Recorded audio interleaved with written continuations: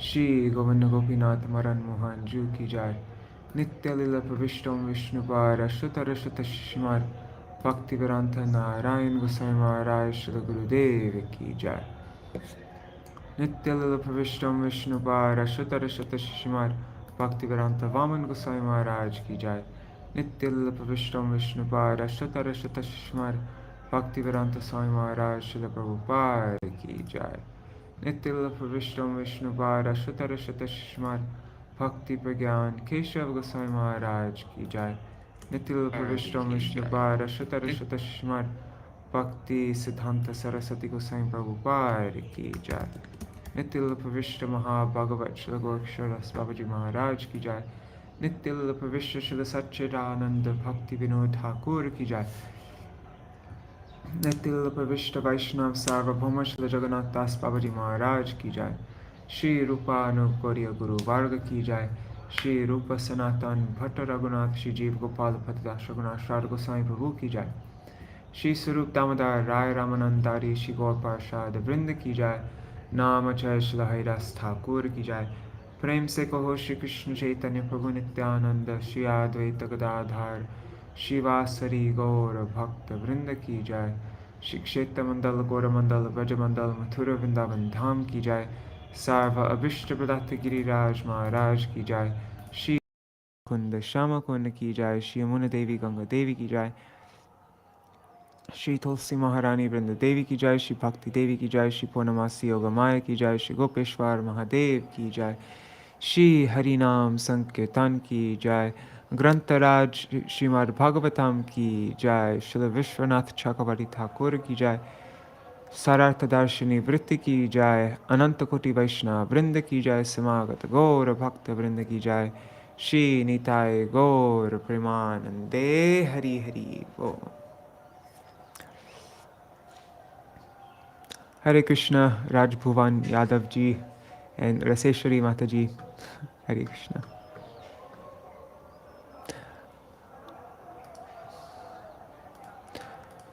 Om Jnanatimirandhasya Jnananjana Shalakaya Chakshurunmilitam Yena Tasmai Shri Gurave Namaha.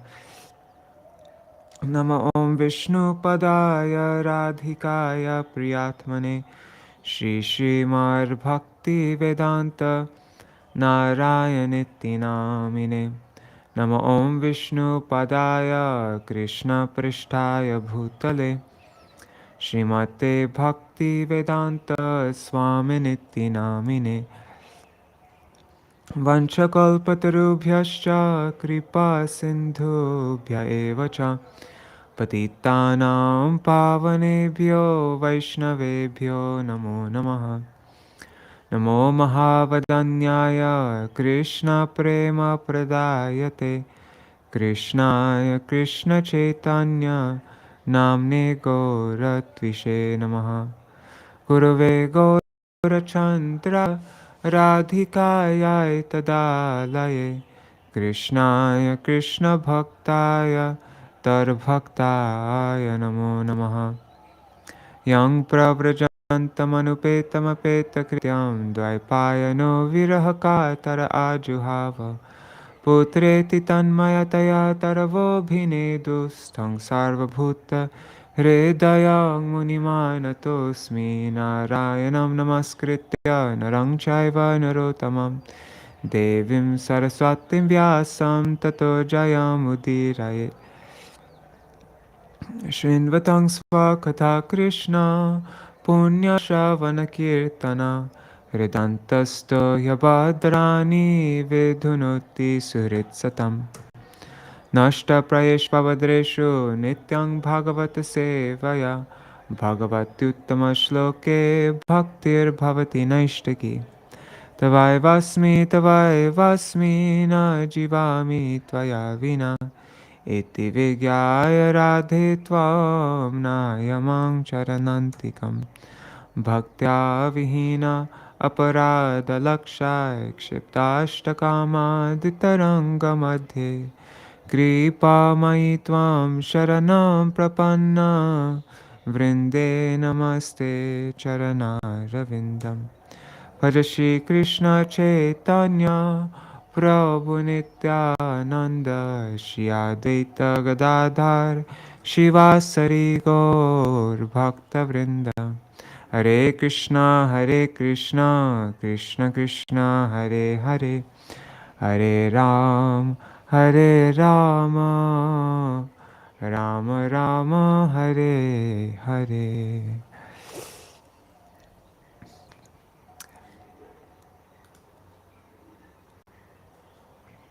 Haribo, Indira Mataji, and Champak Didi.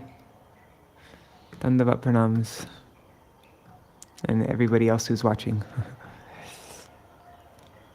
Alright. Pradumna Prabhu, Haribo, and Mantramurti Mataji. Alright, so we're going to finish off this chapter and then we will begin with the prayers, the Shruti Stuti, prayers of the personified Vedas. But first, let's get a recap.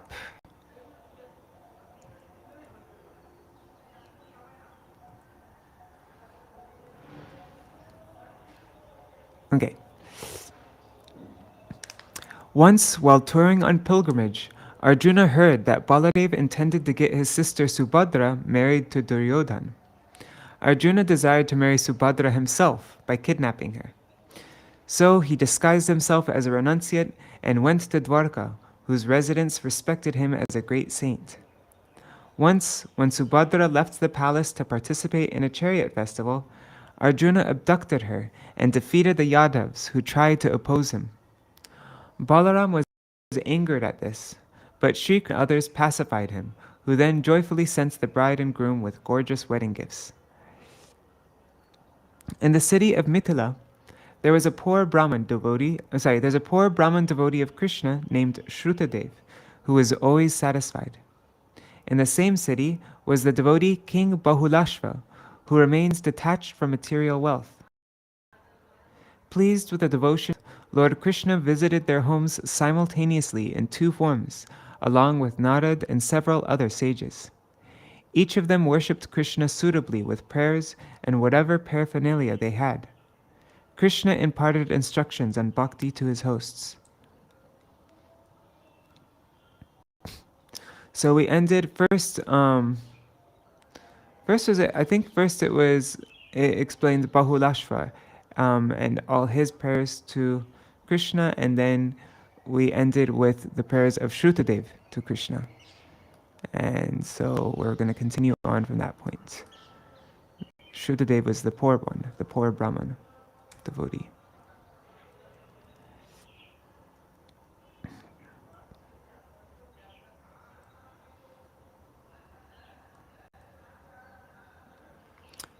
So I'll just read the last four prayers of Shrutadev. Let me offer my obeisances to you. You are realized as a supreme soul by those who know the absolute truth, whereas in your form of time, you impose death upon the forgetful souls. You appear both in your causeless spiritual form and in the created form of this universe, thus simultaneously uncovering the eyes of your devotees and obstructing the vision of the non-devotees. O Lord, you are that supreme soul, and we are your servants. How shall we serve you? My Lord, simply seeing you puts an end to all the troubles of human life. Okay, so that's where we read up to.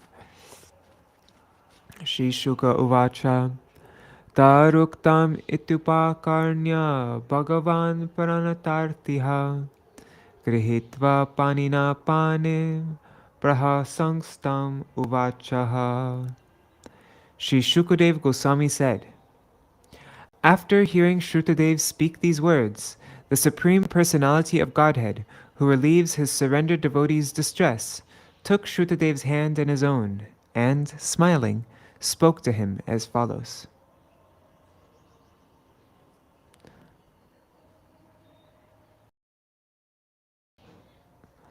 Okay, Sārārtha-darśinī vritti by Śrīla Viśvanātha Cakravartī Ṭhākura. The phrase Grihitva Panina Panim, taking his hand in his own, implies that Krishna intended, by making Shruta hear his clever words, to drown him in Sakyaras.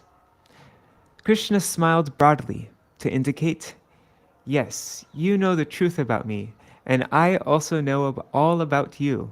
So now I will tell you something special. Shri Bhagavan Uvacha Brahmangste nugrahartaya sampraptan vidyamun munin sancharanti maya lokan punanta padarenubhi. The Supreme Lord said, my dear Brahman, you should know that these great sages have come here just to bless you.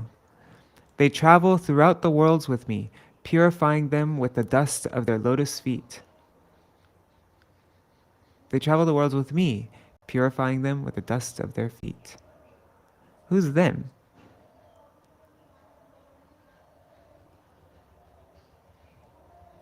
Anyways, whatever. Commentary. Shri Krishna said, I have heard you praise me, but not the Brahmins accompanying me. Being favorable to the Brahmins, I will personally praise them in order to teach devotion to the Brahmanas. By saying this, Krishna implies, even though I am your object of praise, the Brahmanas are mine. By addressing Shruta with Brahmans, O Brahman, Krishna indicates that since Shruta himself is a Brahman, he need not show as much respect as he does, as Krishna does. Deva kshetrani tirtani darshana sparshanarchanai shanai punanti kalena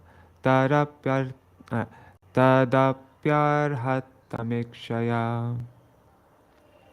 One can gradually become purified by seeing, touching, and worshipping temple deities, places of pilgrimage, and holy rivers. But one can attain the same results immediately simply by resistance of exalted sages. Commentary. Moreover, the Brahmins who immediately purify one just by their darshan are even greater than temple deities who slowly purify one. This is confirmed in the words of the son of King Prachinabarhi. Tesham vicharatam padbhyam tirtam pavanechaya bhitasya kim narocheta tavakanam samagama. Dear Lord, your devotees wander all over the world to purify even the holy places of pilgrimage. It is not such activity pleasing to those who are actually afraid of material existence? At Śrīmad-Bhāgavatam 4:30-37.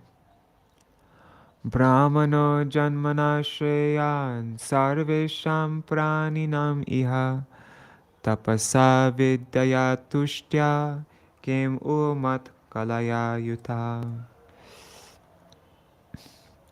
By his very birth, a Brahman is the best of all living beings in this world, and he becomes even more exalted when he is endowed with austerity, learning, and self-satisfaction.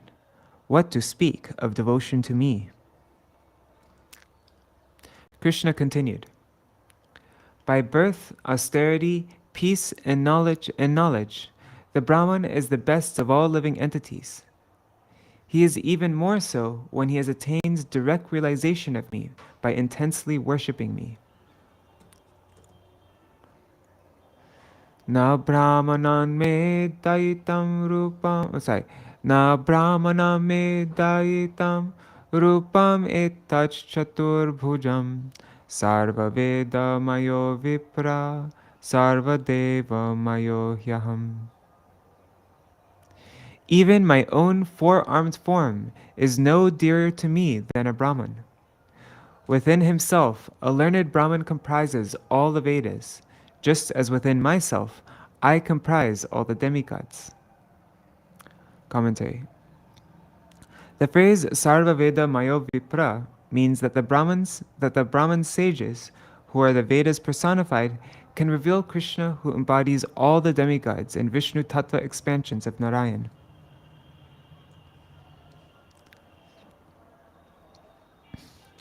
Dushpragya aviditvainvam avajanantyasuyava gurung mam vipramatmanam archadav drishtaya.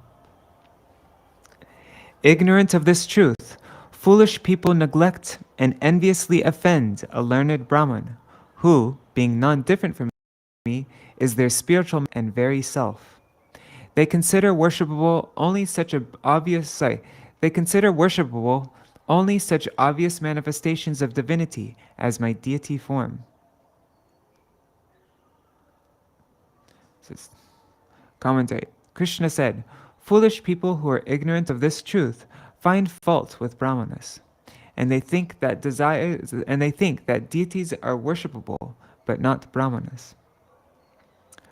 Characharam idam vishvam bhavaye chasya hetava madrupa niti chetasya dhatte vipro marikshaya. Because he has realized a Brahman is firmly fixed in the knowledge that everything moving and non-moving in the universe, and also the primary elements of its creation, are all manifest forms expanded from me. Commentary. This verse describes the qualities of the Brahman. Krishna said, special Brahmins like Narad Muni, who are endowed with direct realization of me, know that this universe and its causes, the primary elements such as the Mahat Tattva, are all manifest forms expanded from me.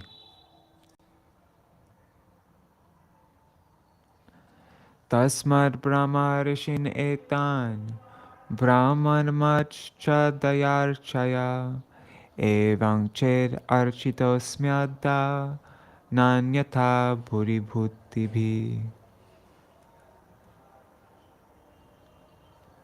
Therefore, you should worship these Brahman sages, O Brahmana, with the same faith you have in me.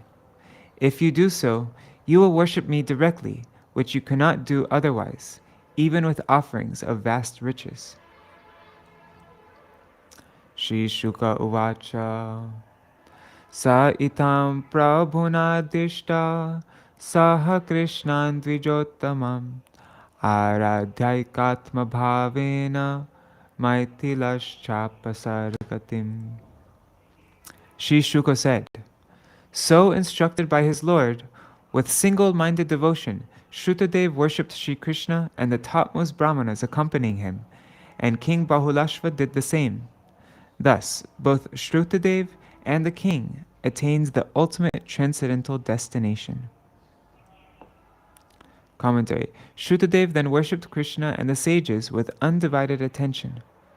Or another meaning is, he worshipped Krishna and the sages with the understanding that they were non-different. Okay, this is the last verse of this chapter. Evam sabhakta rajan bhagavan bhakta bhaktiman ushitva dishya sanmargam punardvaravatim agat. O king, thus the personality of Godhead, who is devoted to his own devotees, stayed for some time with his two great devotees, Shrutadev and Bahulashva, teaching them the behavior of perfect saints. Then the Lord returned to Dwarka. Commentary. Krishna stayed with these two devotees and taught them the path of devotion practiced by the realized souls, and then returned to Dwarka. Thus ends the commentary on the 86th chapter of the 10th canto of the Bhagavatam, for the pleasure of the devotees in accordance with the previous acharyas. Alright, so now, them are the Brahmanas. Okay, thanks, Peter Mataji. Dandavat pranams Gargaraj and Manjari Didi, and Nitai, and maybe Rukmini? Alright. So now we're going to begin the prayers by the personified Vedas, and we're just going to read until it's 8:30. I didn't plan it out, how much we're going to read today. So this is a very long chapter though. Yeah.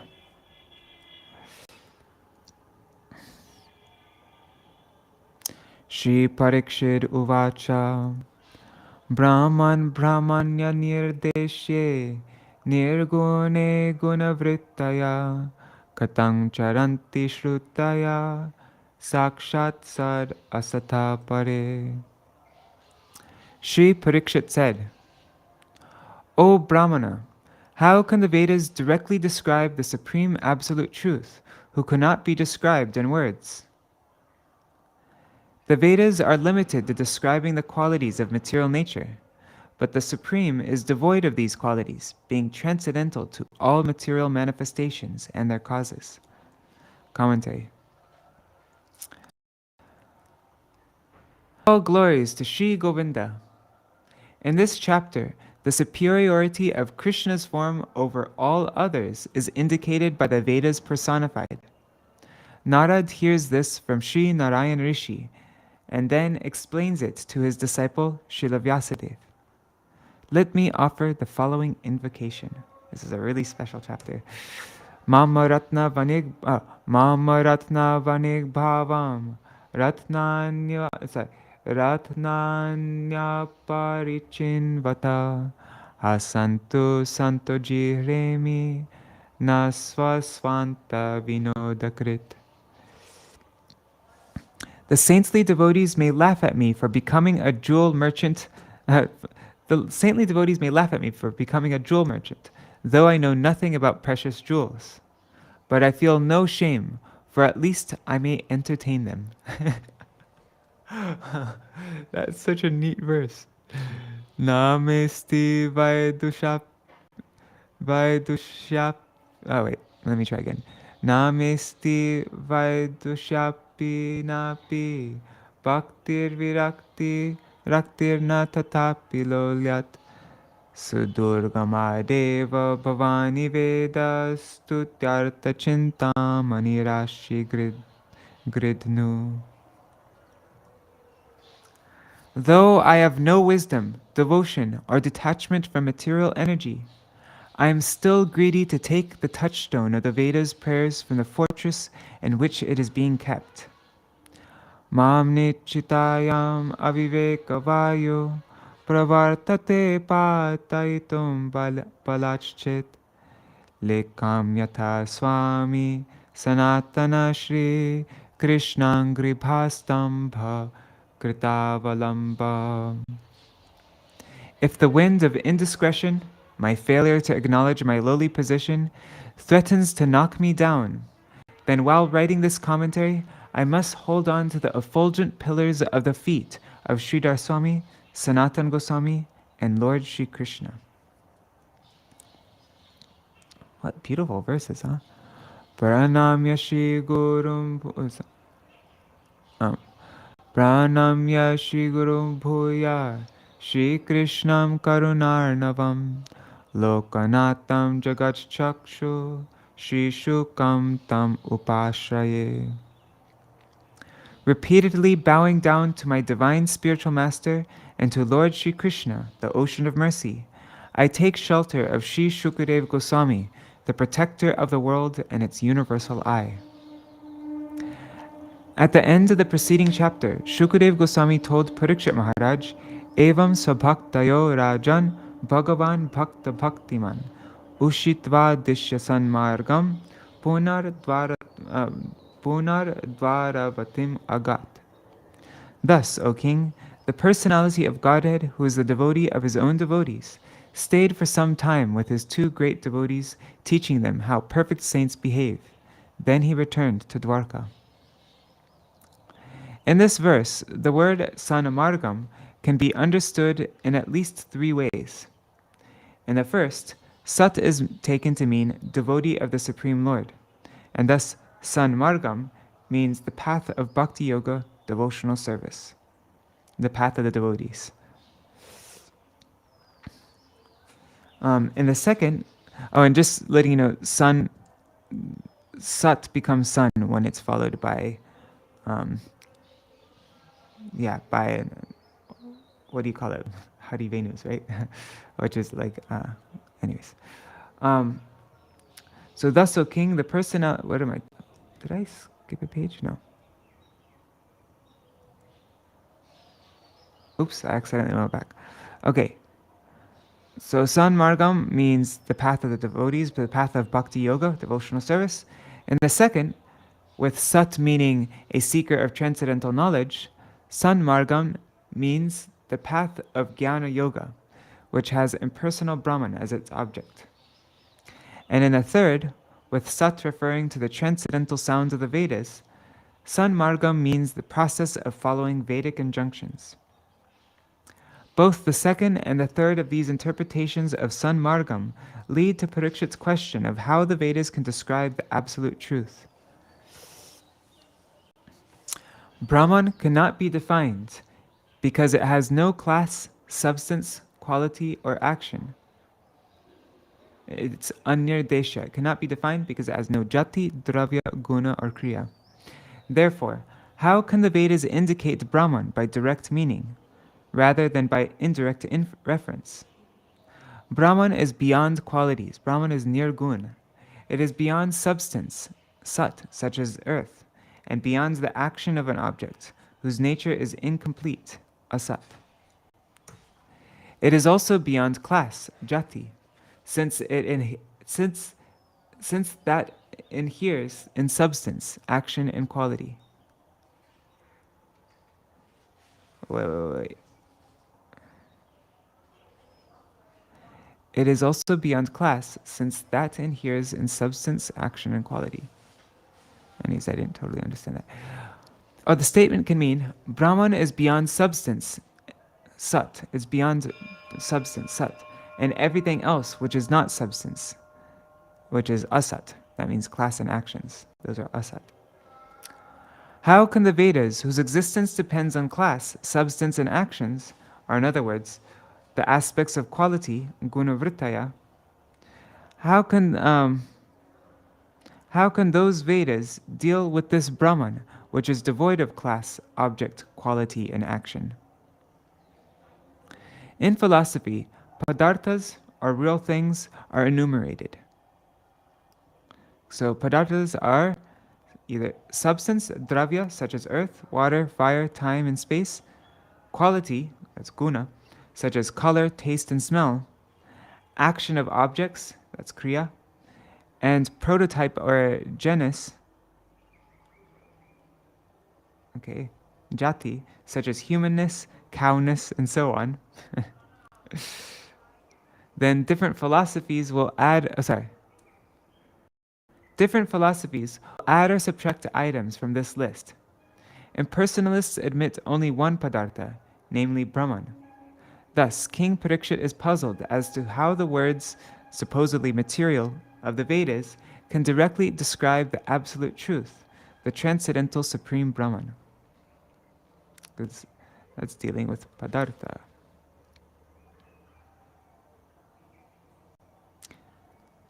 So what are the different kinds of padarthas? One is dravya, earth, water, fire, time, and space. Then guna, quality, such as color, taste, and smell. Then kriya, that's action of objects. And I don't understand what prototype or genus means, jati. Oh, okay, it means qualities, I guess, such as humanness, cowness, and so on. Different philosophies will add or subtract items from this list. Okay.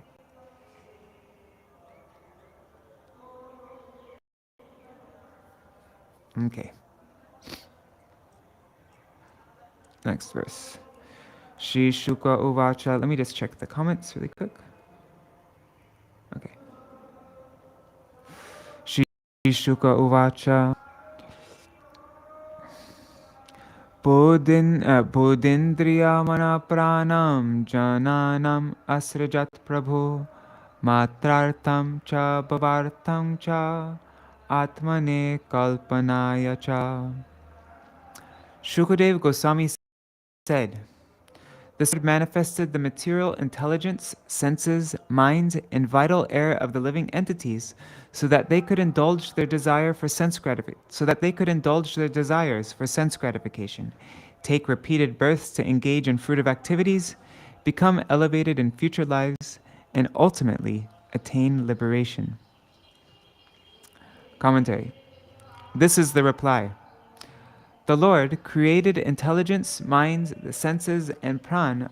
He created the intelligence, mind, senses, and prana of the jivas for their enjoyment of perceivable objects arising from their karma, and for their causing actions leading to repeated births. He did this so that the jivas would make an offering of their intelligence, mind, senses, and prana to the Lord in the form of Brahman, Paramatma, and Bhagavan. Or another meaning is, the Lord did this in order to make the jivas use their mind, intelligence, senses, and pranas to worship Him. The word cha, and, is repeated 3 times to show the importance of all of what the Lord provides. Not only the path of liberation, but also the paths of gradual elevation through religious life and appropriate sense enjoyment. The meaning is this. In all their endeavors, the living entities depend on Krishna's mercy for success. Without intelligence, senses, minds, and vital air, the living entities cannot achieve anything, neither elevation to heaven, purification through jnana, knowledge, with its limbs of mind's control, sama, and sense control, so they can't attain elevation to heaven, or jnana. They can't attain perfection in the eightfold meditational yoga system, nor pure devotion through following the process of bhakti yoga, beginning with hearing and chanting the names of God. But it may be questioned. Your answer is like saying, "Today I ate sweet rice." When someone asks, "Where are you going now?"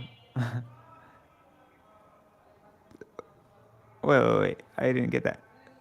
But it may be questioned. Your answer is like saying, "Today I ate sweet rice," when someone asks, "Where are you going from now? Where are you going now?" So he's not answering the question. Similarly, to the question, "How are the Vedas capable of describing Brahman?" an irrelevant answer has been given. The Lord created intelligence, senses, mind, and pranas for the jiva's enjoyment and liberation. In answering this objection, we say, no, that is not the case. Answers to subtle questions must often be phrased indirectly, as Sri Krishna himself said to Uddhav, "Parokshavada rishaya paroksham mamacha priyam." The Vedic seers and mantras deal in esoteric terms, and I also am pleased by such confidential descriptions. Śrīmad-Bhāgavatam 11:21-35. So Krishna is pleased when he's described indirectly, not just so, what's the word? Shallowly, rashly, just so directly, but he wants, yeah. Therefore, it is quite appropriate that in replying to this direct question, the answer has been given through hidden suggestion.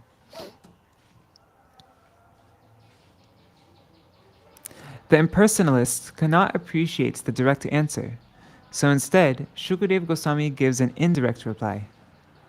You impersonalists say that the transcendental Brahman is indescribable by words.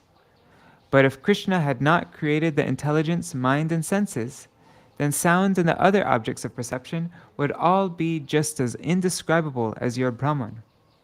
Henceforward, for a person like you, who has been blind and deaf since birth, all physical sounds and forms are inconceivable. What to speak of Brahman?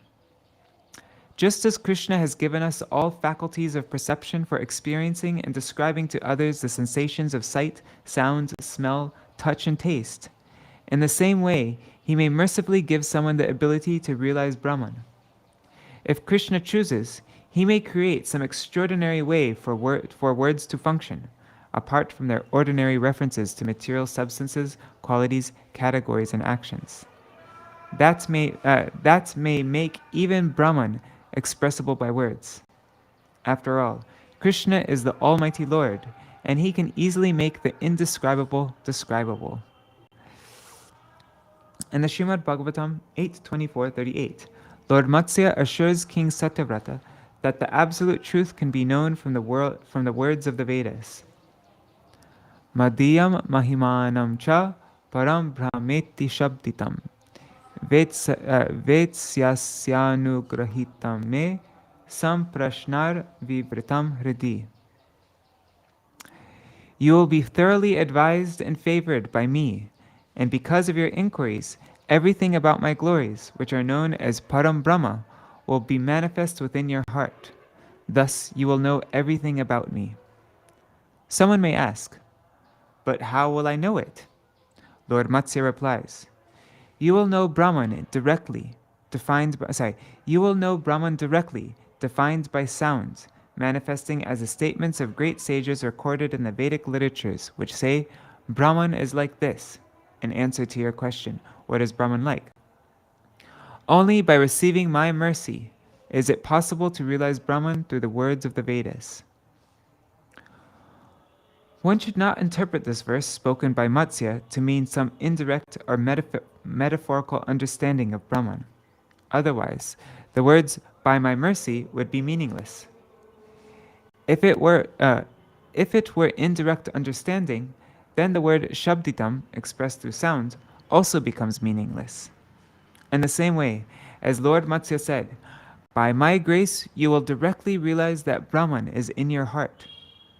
Similarly, by the mercy of Lord Krishna, Arjuna was also able to directly perceive the impersonal Brahman.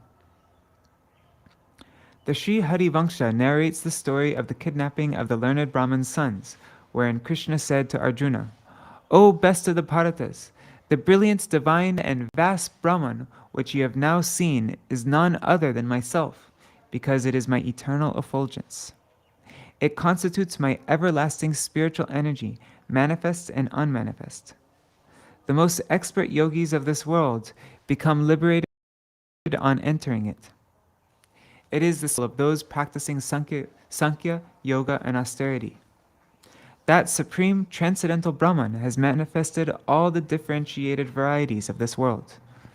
You should know it to be the total amalgamation of my power.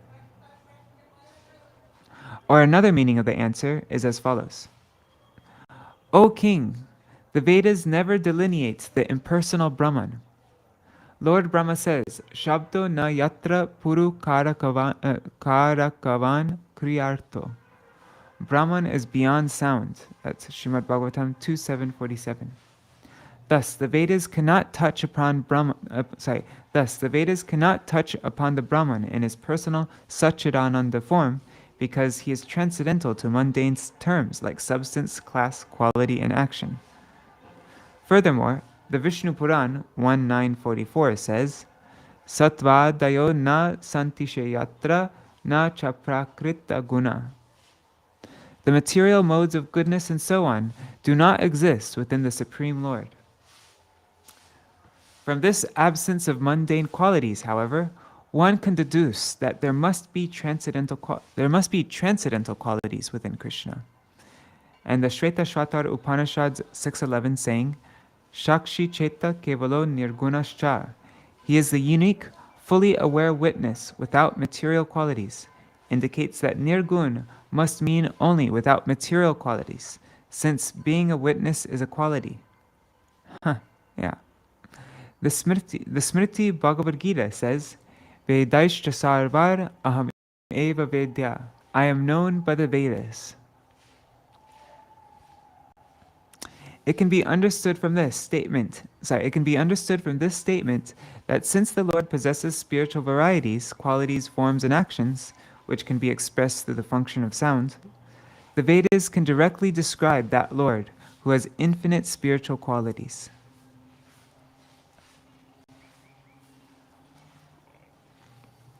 The word buddhi in the present verse indicates the Mahat Tattva from which evolve the various expansions of ether, such as sounds, which are designated here as indriya.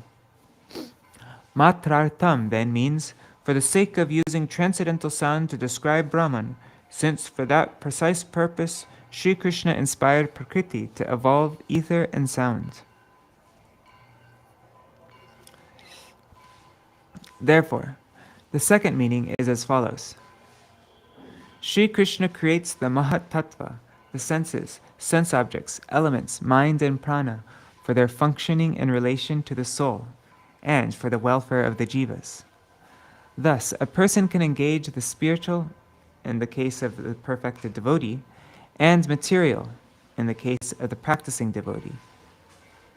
So a person can engage in the spiritual and material, and their intelligence, mind, senses, and vital energy in the worship of the Lord. Their buddhi, man, indriya, and pran in the worship of the Lord.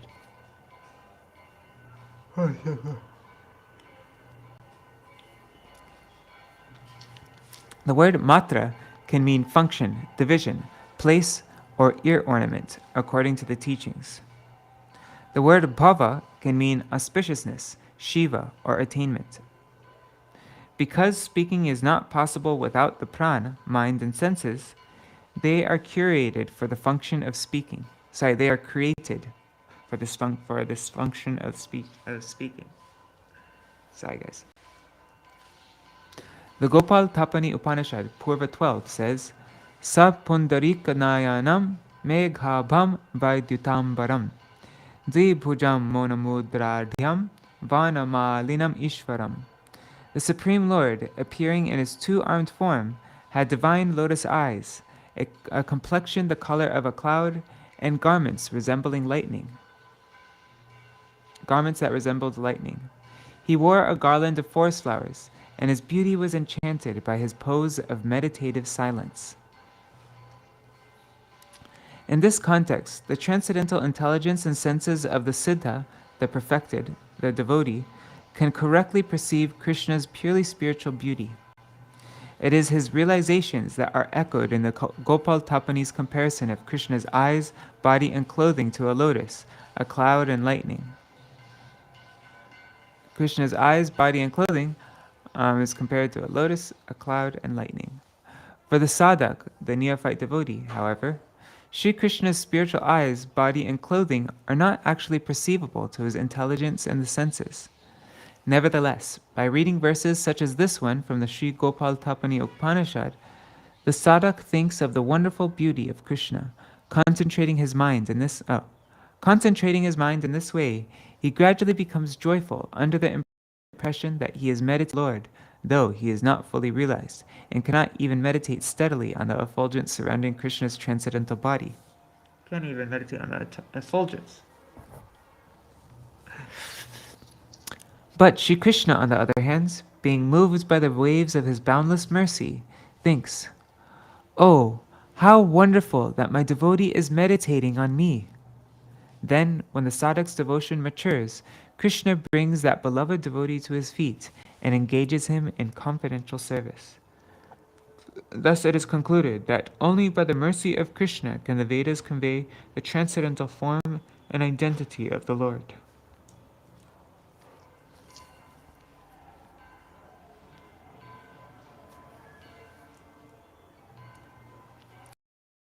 Let me just check the comments.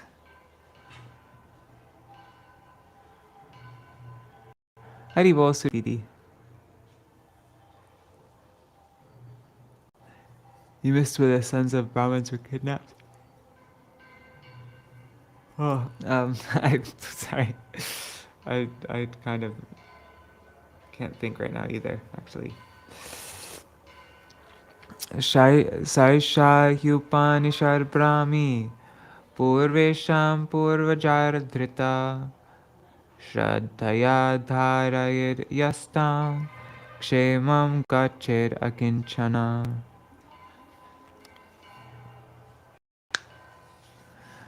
Those who came before even our ancient predecessors meditated upon this same confidential knowledge of the absolute truth.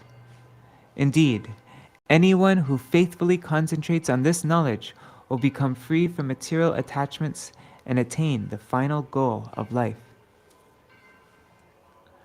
Commentary.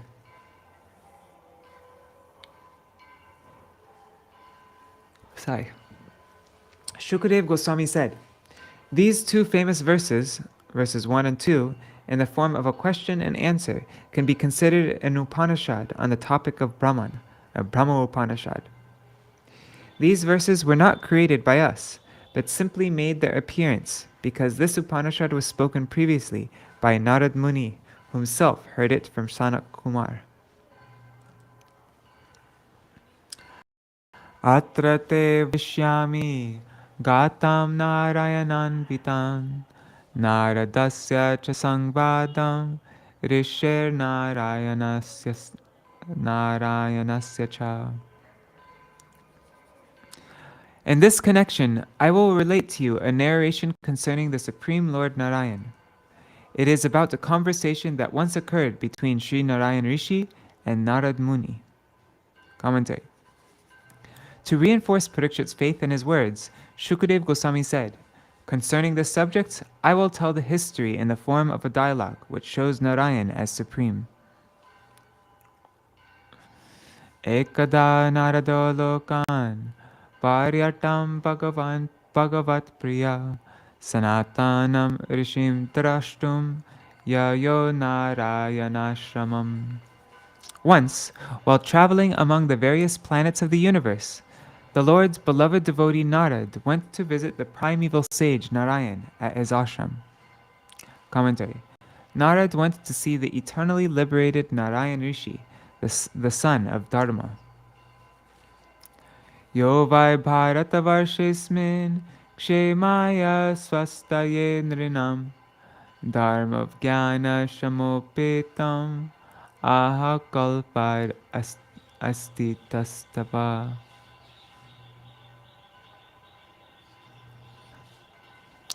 From the very beginning of Brahma's day, Lord Narayan Rishi has been undergoing austere penances in this land of Bharat while perfectly performing religious duties and exemplifying spiritual knowledge and self-control, all for the benefit of human beings in both this world and the next.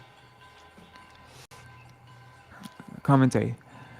Narayan Rishi has been performing austerities from the beginning of the first day of Brahma for the welfare of men now and in the next life. Narayan Rishi has been, from the first day of Brahma, has been performing intense austerities for the welfare of men now and in their next life.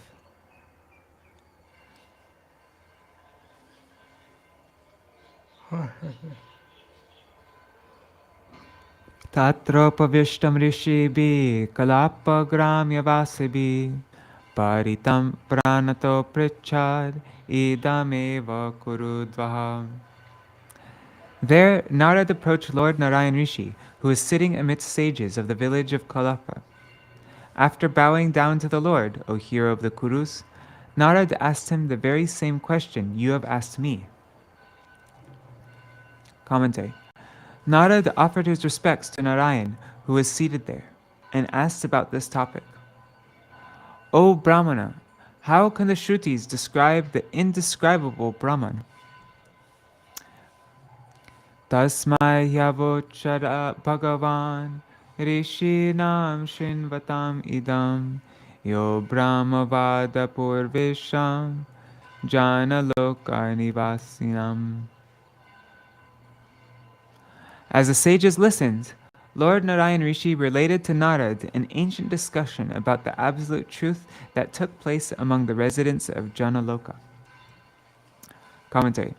The Supreme Lord, seated among sages, told Narad about how the sages on Janaloka had previously discussed this topic of the absolute truth.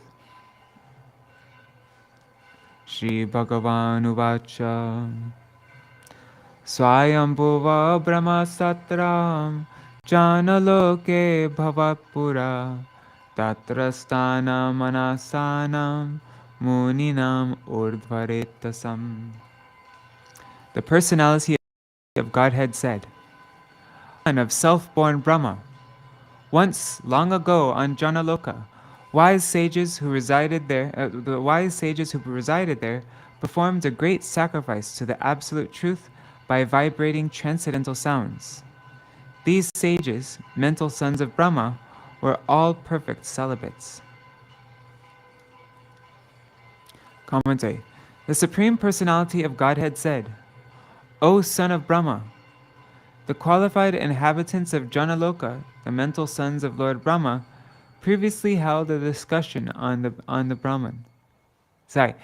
Let me reread that because I was kind of nodding off. O son of Brahma, the qualified inhabitants of Janaloka, the mental sons of Lord Brahma, previously held a discussion on Brahman. The word satram here refers to a Vedic sacrifice in which all the participants are equally qualified to serve as priests. When all of them can speak equally well on the topic of Brahman, it is called Brahma Satra.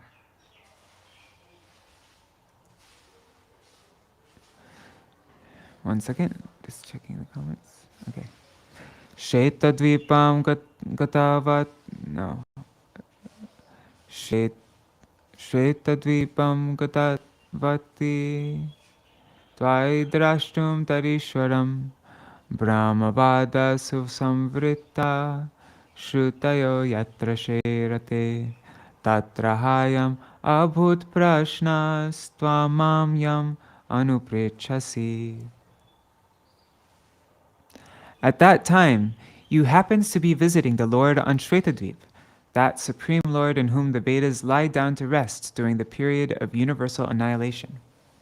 A lively discussion arose among the sages on Janaloka as to the nature of the supreme absolute truth. Indeed, the same question arose then that you are asking me now. Commentary. Narad asked, "Where did I go? Oh, where did I go? Why did I not know about it?" Lord Narayan Rishi answered, "You went to Shvetadvip to seek Kshirodakshai Vishnu. The same question arose then that you are asking me now." Tulya Shruta Tapashis Tulya Sviyari Madhyama Api Chakru Pravachanam Ekam Shushrushavho Pare.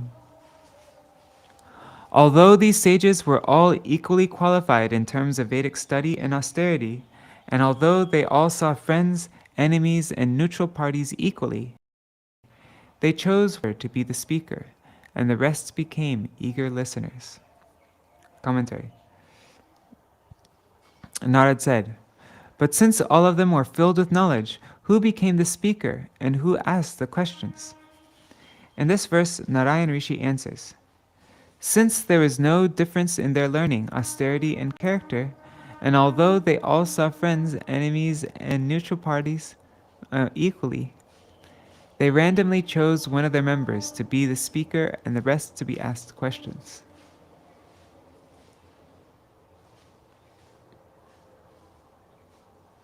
Shri Sanandana Uvacha Swashrishtam idamapiya Shayanam sahakshaktibi Tarante bodayam chakrus Talingay shrutaya param Yata shayanam samrajan. That's fine. Sorry. Yata shayanam samrajam Vandinastat parakramai Pratyushe bhetasu shlokar bodhayantyanujivina. Sri Sanandana replied, After the Supreme Lord withdrew the universe he had previously created, he lay for some time as if asleep, and all his energies rested dormant within him. When the time came for the next creation, the personified Vedas awakened him by chanting his glories, just as the poets serving a king approach him at dawn and awaken him by reciting his heroic deeds. Whoa, that's really, really cool. Let me reread that. After the Supreme Lord withdrew the universe he had previously created, so he lay for some time as if asleep, with all his energies resting dormant within him. Okay, so Vishnu breathes in and without, and every time he breathes in, all the universes enters into his pores, and then when he breathes out, everything comes out, right? And so right now everything's in him, and all his energies are dormant within him. Then when the time came for the next creation, the personified Vedas awakened him by chanting his glories, just as the poets serving a king approach him at dawn and awaken him by reciting his heroic deeds. So right now all the Shruti Stuti is all the Shrutis waking up Vishnu for all the universes to come up so that he can exhale and everything happens. Commentary. According to the words of Shukadev, the question that Parikshit asks in verse 1, how can the Vedas directly describe the Supreme Absolute Truth who cannot be described in words, was previously asked by Narad to Narayan Rishi in verse 7. And according to the statement of Narayan Rishi, the same question was asked first on Janaloka by Sanak and other sages to Sananda. Then Sananda, speaking from the Uttara portion of the Brahmopanishad, replied with the second verse of this chapter, Buddhindriya Mana Pranan. In relation to that, in the present verse, he then recited a history in order to establish that the Shrutis are self-proven, the original proof. After destroying the universe, after destroying the universe he himself created, the Lord lay in yoga nidra like a sleeping person. Then at the end of this period, at the time of creation, the Vedas woke him up with words describing his characteristics, tal lingai. Even though the Vedas knew that the Lord, being omniscient, does not need to be informed of his glories, they enthusiastically took this opportunity to praise him. So we will begin the prayers tomorrow. It's 8:29 now, so we'll stop here. But yeah, we'll hear. The Shruti said, victory to you, O unconquerable one. By your very nature, you are perfectly full in all opulences. Therefore, please defeat the eternal power of illusion, who assumes control over the modes of nature to create difficulties for conditioned souls. O you, who awaken all the energies of the moving... So we'll read all this tomorrow. But there's one really cool thing about this.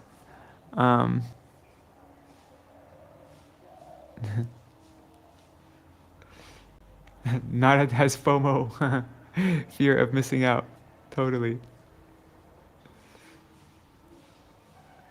I think the prayers of the Shruti Stuti, their prayers are not to Kshirodaksha Vishnu. I thought it was to Karnadaksha Vishnu. Yeah, Mahavishnu, like you're saying.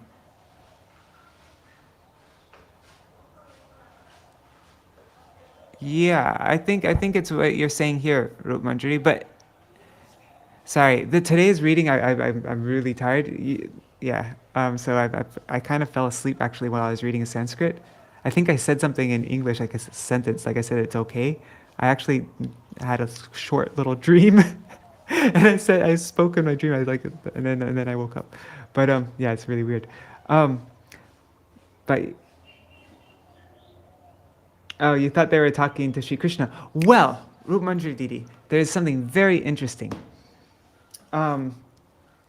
So there's a little booklet of Prabodhananda Saraswati Thakur's commentary on this chapter. He wrote a book on this particular chapter, Prabodhananda Saraswati, and it goes very deep. So we hear how I need to look into this a bit more. So I made a video though on the Rupa Shiksha program, and I explained this a little bit, but it's not fresh in my mind anymore.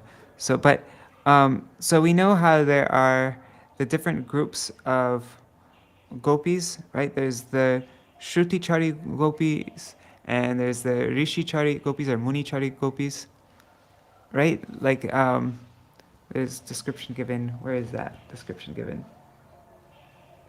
I don't know. My Gurudev explains it in Venu Gita, but we read about it. It was in the 10th canto before, like earlier on. So, so the Shrutis are doing sadhana. Oh my God, there's a monkey in my room. Holy crap.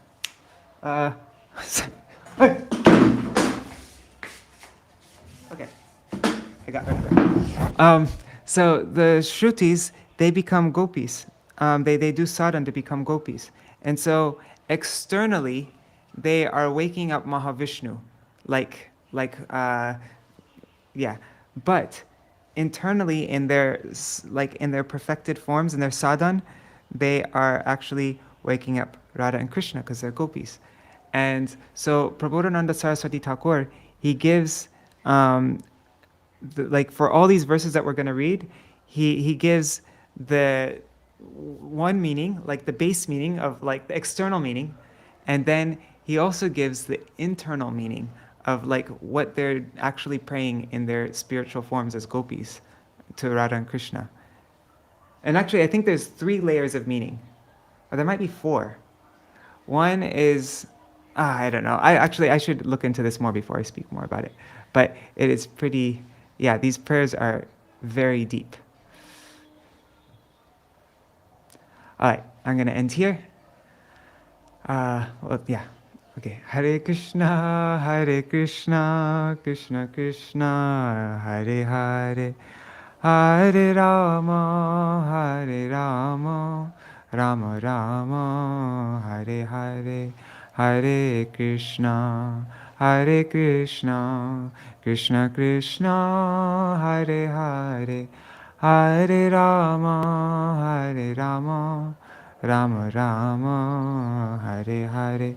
Nitai Gaur Hari Bol, Hari Bol, Hari Bol. Nitai Gaur Hari Bol, Nitai Gaur Hari Bol, Hari Bol, Hari Bol, Hari Bol.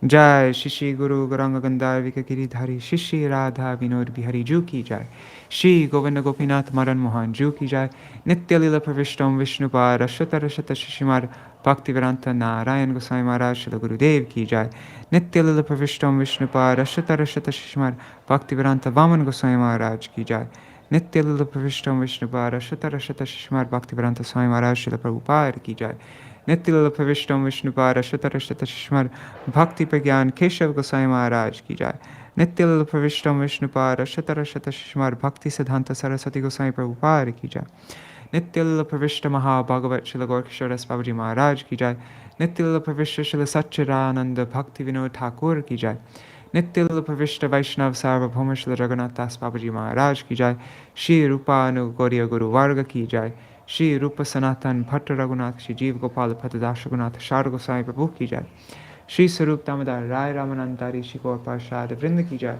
नाम जय श्री हरिदास ठाकुर की जय, प्रेम से कहो श्री कृष्ण चैतन्य प्रभु नित्यानंद श्री अद्वैत गदाधर शिवासरी गौर भक्त वृंद की जय, श्री क्षेत्र मंडल गौर मंडल व्रज मंडल मथुर वृंदावन धाम की जय, सर्व अभिष्ट प्रदाता गिरिराज महाराज की जय, श्री राधा कुंड श्याम कुंड की जय, श्री यमुना देवी गंगा देवी की जय, श्री तुलसी महारानी वृंदा देवी की जय, श्री भक्ति देवी की जय, श्री पूर्णमासी योगमाय की जय, श्री गोपेश्वर महादेव की जय, श्री हरिनाम संकीर्तन की जय, ग्रंथराज श्रीमद्-भागवतम की जय, श्री नारद ऋषि की जय, श्री श्रुति स्तुति की जय, श्री विश्वनाथ चक्रवर्ती ठाकुर की जय, Sārārtha-darśinī वृत्ति की जय, श्री हरि अनंत कोटि वैष्णव वृंद की जय, समागत गौर भक्त वृंद की जय, श्री निताय गौर प्रेमानंदे हरि हरि ओम, वृंदाय तुलसी देवाय प्रियाय केशवाय कृष्ण भक्ति प्रदेवी सत्यवताय नमो नमः, वंशाकल्पतरुभ्यश्च कृपा सिन्धुभ्य एव च पतितानां पावनेभ्यो वैष्णवेभ्यो नमो नमः. Dandavat pranams, everybody. I'm just curious, did I, like on one of these last verses, did I say something? Like, did I say something in the middle of speaking one of the Sanskrit verses, like it's all right or something? Because I think while I was saying the Sanskrit on that verse, I think I had a dream, and then I responded to somebody talking to me in the dream, and I said it's all right, and then I think that happened, and then I kept on saying the Sanskrit. Did that happen? Or is that just in my head? Anyways, yeah. Sorry, I'm a little bit tired today. I spent the whole day in Mayapur. But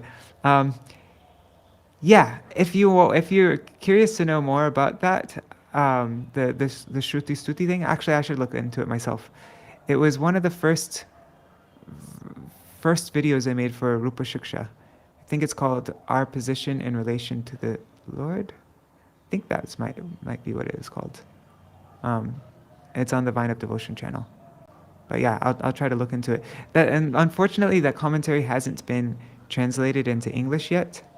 But I heard somebody explain one of the verses, so that's where I heard all this from. But yeah, it's Prabodhananda Saraswati. I think Srila Viśvanātha Chakravartī Thakur's commentary that we're going to be reading now is more the external meaning. He doesn't go into like what the gopis are saying. These Sadhan-siddha gopis, these Shruti-chari gopis are saying to Radha and Krishna to awaken them from their slumber. It's externally what they're saying to Mahavishnu. And it goes through, like, there are the different schools of thought in philosophical thought. And there's, Nyaya and Vaisheshika and Mimamsa, Purva Mimamsa, Vedanta, like that. And they all give teachings that are incomplete or that are not conclusive. And so all these prayers of the Shrutis are responding to them, saying, and so they make a lot more sense if you see what conclusions they're defeating or whatever. But yeah. Anyways, sorry, I'm blabbing. I'm going on too long. See you all tomorrow. Jai Shri Radhe. Hari Bol.